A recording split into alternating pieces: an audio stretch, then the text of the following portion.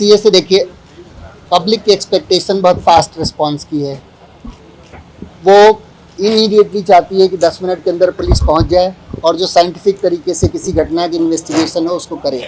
इसके लिए हम लोगों ने अपनी 112 की PRV 3,500 round the clock duty पर रहती हैं।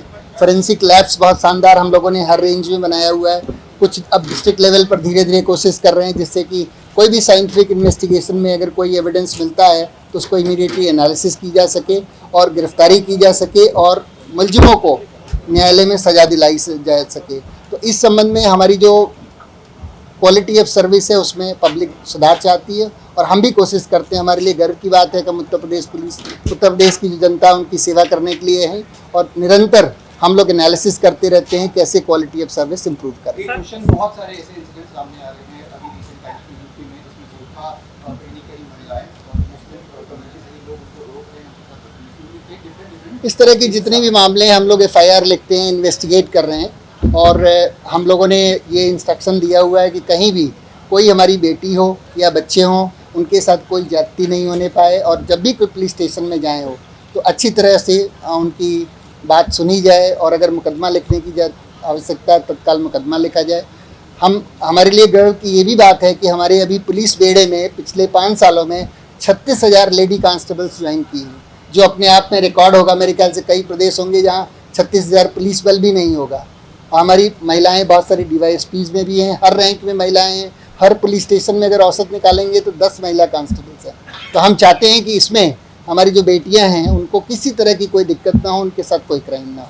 सर एक मिनट, जो आपने बताया कि महिलाएं हर क्षेत्र में हैं, इससे जुड़ा क्वेश्चन है कि जो महिला अधिकारी, समर्थ अधिकारी है, नंबर 1 वो बाइट देने से बचती है, नंबर 1 कि अगर कोई चीज ऑन स्पॉट पे अगर वहां पर है अगर उनसे बाइट मांगो तो कहती है हमको इसका आदेश नहीं। आप समर्थ अधिकारी से बात करिए, ये टॉलरेट नहीं, मैं इस चीज़ को देखता हूँ। जहाँ तक हम लोगों ने कहा है हमेशा कि ऑफिसर्स हमेशा तथ्यों को सही जो तथ्य हों जांच के बाद उसको प्रेस को जरूर दे दें और अगर कोई कमी होती है तो हम लोग इसको देखते हैं और ठीक कर देंगे। यूपी में चल रहा है, कई लोकल स्तर पे इस तरीके के पुलिसकर्मी होते हैं जिनका माफियाओं से कहीं ना कहीं गठबंधन होता है। कानपुर में भी घटना हुई थी विकास दुबे वाली, पूरा चौरीपुर थाना से प्रदर्शित किया गया, जेल गए। प्रयागराज में उमेश पाल की घटना हुई, उसके बाद भी सर कई पुलिसकर्मी हटाए गए। तो इस नेक्सस को कैसे खत्म करेंगे और इस तरीके के जो पुलिसकर्मी इनके खिलाफ सख्त कार्रवाई? हम लोगों ने पुलिस डिपार्टमेंट के लिए भी अपनी एक लक्ष्मण रेखा खींच रखी है।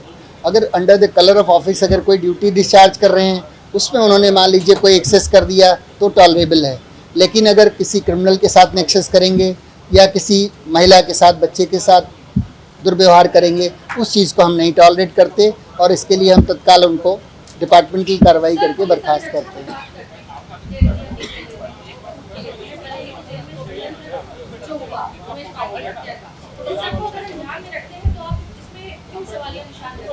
दूसरी बात सर, इंटेलिजेंस क्या करती रहती है? खुफिया तंत्र जो है पुलिस का किस तरीके का है जो घटना होने के बाद एक्टिव होता है?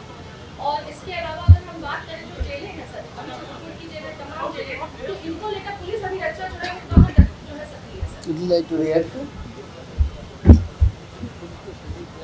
सर पुलिस अभी रक्षा का मामला जैसा कि अभी माफिया ब्रदर्स की हत्या हो, इसके अलावा हम जेलों पे बात करते हैं, देवरिया की मामले रहे हैं, जोधपुर के मामले रहे हैं, बरेली में षड्यंत्र का मामला रहा है सर। और दूसरा सवाल सर, इंटेलिजेंस क्या करती है? देखिए, वो उस दिन की जो घटना आई वो बहुत दुर्भाग्यपूर्ण घटना थी।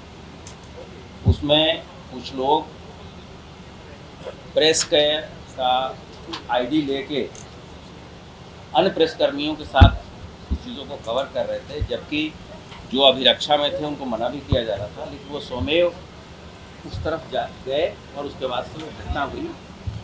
उस कुछ सेकंड्स की घटना में अगर आपने पूरा वीडियो देखा होगा तो पुलिस ने बहुत ही दक्षतापूर्ण कार्रवाई करते हुए सभी अभियुक्तों को पकड़ लिया।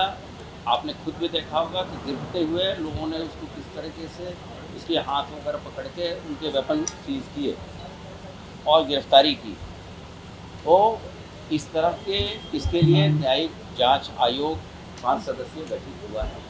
इसके पहले कोई ऐसा SOP नहीं उपलब्ध था कि आपने देखा होगा कि इन बंदियों को जब लंबे समय तक ट्रैवल कराया जा रहा था, तो उस दौरान भी लोग बात कर रहे थे और गाड़ी का पीछा कर रहे थे प्रिजन वैन का, उसमें भी दुर्घटना होने की संभावना थी। तो अगर कोई एसओपी आएगा किसी सक्षम अधिकारी की तरफ से, न्यायालय की तरफ से, उसका हम लोग अनुपालन करेंगे। आपसे भी अगर हम आपसे उसकी वार्ता नहीं कराते तो फिर हम प्रेस भी हमारे ऊपर करती, तो बेहतर व्यवस्था हो और तथ्यात्मक चीज़ों की जानकारी प्रेस के साथ त्वरित गति से दी जाए, इसका हमारा प्रयास रहता है। और सोशल मीडिया पे जो उत्तर प्रदेश का रिस्पांस टाइम है वो लगातार इम्प्रूव कर रहा है और हम लगभग आज के दिन में 7 या 7.5 मिनट में हमारे किसी भी घटना पे जिला पुलिस या मुख्यालय से हम रिस्पांस प्रत्येक घटना का देते हैं। सर, हाल के दिनों में यहाँ लगातार टेलीफोन एक्सचेंजेस अवैध पकड़े जा रहे हैं। यहाँ पकड़ा गया है, नोएडा में पकड़ा गया है, प्रयागराज में। ये जो सब घटनाएं एक जैसी, क्या इनपुट है और इसके बारे में? नहीं, इससे एक तो राजस्व की भी हानि है और इसमें कॉल्स कहाँ से रूट हो रही हैं, इन सभी चीज़ों का क्या इस बारे में मिला है कि गलत तरीके से? नहीं, ये विवेचना का प्रश्न है और इसमें सभी एजेंसियों के साथ बैठ के कार्रवाई हो रही है और आपने देखा होगा कि हाल फिलहाल में ज़्यादा से ज़्यादा कार्रवाइयाँ हम लोग कर रहे हैं। देखें, सभी पर्व त्यौहार चाहे किसी भी धर्म का हो, इसका पिछले 5-6 साल से कहीं कोई मेजर घटना नहीं हुई, कोई मेजर दंगे नहीं हुए।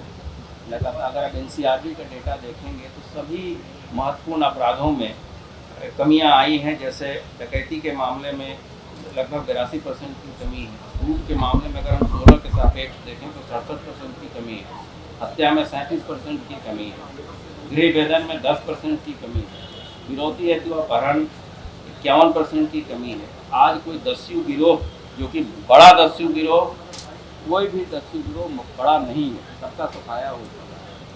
तो ये चीज़ें पब्लिक परसेप्शन है। आप इन चीज़ों को कहें, जो राजनीतिक चीज़ें हैं उसके बारे में मेरा टिप्पणी करना उचित है। सर, एक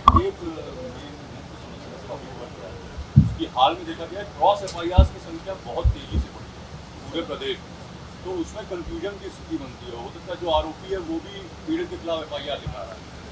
देखिए, FIR जहाँ तक लिखने का, कुछ चीज़ों में तो हम लोग जब टेक्नोलॉजी ड्रिवन हो रहे हैं तो हम लोग ऑनलाइन भी FIR दर्ज करते हैं। समस्या आप इस बात को कहते हैं कि हम उसका गुणवत्तापूर्वक निस्तारण करें और जो दोषी है उसी के विरुद्ध कार्रवाई होनी चाहिए। वरना अगर आप FIR दर्ज करने पर रिस्ट्रिक्शन डालेंगे तो फिर वो शिकायत पुलिस की होती है। तो FIR आजकल तो इस तरह से होना चाहिए कि कोई इंटरवेंशन ना हो, ज़्यादा से ज़्यादा लोगों का हो। और साइबर क्राइम पर जो अंकुश लगाने के क्या आईटी के छात्रों को बताएंगे? एक मिनट। हाँ आपसे सवाल ये कि हेडिंग द लार्जेस्ट पुलिस जी, और मैंने कहा तो भी वी होप कि आप लेकिन मेरा सवाल आपसे ये है कि over dependence on technology user police में बहुत लोग ये वैक्सीन पे चला गया है, इम्पॉर्टेंट चीज़ है, लेकिन ह्यूमन टच हमेशा रहता है। आप पुलिस स्टेशंस में कोई महिला आ गई, बच्चे आ गए, उनसे बात कर लें, प्रॉब्लम्स को अटेंड कर लें। फुट पेट्रोलिंग, देखिए फुट पेट्रोलिंग हमने कहा है, ह्यूमन इंटेलिजेंस अपने आप में हमेशा इंपॉर्टेंट चीज़ है। चाहे आप कितना भी इलेक्ट्रॉनिक सर्वेलेंस कर लें, ह्यूमन इंटेलिजेंस को आप रिप्लेस नहीं कर सकते। इसके साथ ही हम लोग कम्युनिटी पुलिसिंग पर फोकस कर रहे हैं, एंटी नारकोटिक्स ड्राइव पर फोकस कर रहे हैं कंटिन्यूसली। जैसे लड़कियों के कॉलेजेस हैं, स्कूल हैं, इवन हमारी फायर सर्विस जगह जगह जाती है। फुट पेट्रोलिंग में भी लोग जाके निर्देश है कि आप बात करिए पब्लिक से। तो जो पब्लिक का एंगेजमेंट है उसकी अपनी इम्पोर्टेंस है, टेक्नोलॉजी की अपनी इम्पोर्टेंस है, और दोनों के कॉम्बिनेशन से आप बेस्ट डिलीवरी दे सकते हैं। Thank you. जो आपके नए बच्चे आ रहे हैं जो खासतौर से कॉन्स्टेबलरी में या वेरी अग्रेसिव, नहीं श्योर, कुछ घटनाएं हुई हैं और हम लोगों ने इन कईयों को सस्पेंड भी किया है। ट्रेनिंग में कुछ कमी है? श्योर, आप जो कह रहे हैं, थोड़ा हम लोग बिहेवियरल ट्रेनिंग में भी फोकस कर रहे हैं। उनका बिहेवियर अपराधियों के साथ अलग होना चाहिए, अलग बात है, लेकिन आम जनता के साथ में बहुत मधुर होना चाहिए। बल्कि आम जनता का आशीर्वाद हमेशा पुलिस डिपार्टमेंट को मिलना चाहिए। बहुत बुरी है कि लव जिहाद के रिएक्शन में मुस्लिम लड़के जो हैं, मुस्लिम लड़के जो बॉयफ्रेंड्स के साथ चल रहे हैं, उनको काफ़ी रोक रहे हैं। ये जो भी रूल ऑफ लॉ में है, हम लोग लॉ फॉलो करते हैं और जो भी इस तरह के क्राइम होते हैं उसमें FIR लिख के इन्वेस्टिगेट करते हैं। Any other question? What about Anirudh Singh? वो 20 लाख वाला। आप बताइए। Sir, there have been allegations of UP police on most numbers of. So what are you doing to revise the police? आप लोग इसको काम करिए, business आपने. देखिए, ऐसे जो भी लॉ में प्राविधान है, रूल्स ऑफ एंगेजमेंट में प्राविधान है, उसको हमेशा हम फॉलो करते हैं, लॉ की कंप्लायंस करते हैं। और अगर कोई अपराधी आपके ऊपर फायर करेगा तो उस समय जो भी CRPC में प्राविधान है उसका यूज़ किया जाता है। और मैं समझता हूँ अगर कोई डिपार्टमेंट के सुधार के लिए आप कुछ भी फीडबैक देंगे तो आपका बहुत बहुत स्वागत है। I think that may be the last question. Sanjay Sherpuriya का जो फैसला चल रही है, अब तक बातें बढ़ाई जा चुकी है, क्या मतलब स्टेज पर पहुंची है Sanjay Sherpuriya? I think may be बड़ा चर्चित मामला हो गया है। ये उस प्रकरण की विवेचना STF के द्वारा की जा रही है और उसमें ED ने भी क्योंकि कुछ ऐसी धाराएं थी, ED ने भी हम लोगों से सूचनाएं प्राप्त की, तो सभी एजेंसियों के साथ प्रॉपर समन्वय के साथ कार्य चल रहा है। और जो FIR हुई थी उनकी धाराएं पब्लिक डोमेन में हैं और हमारे हिसाब से इतना बताना उचित है।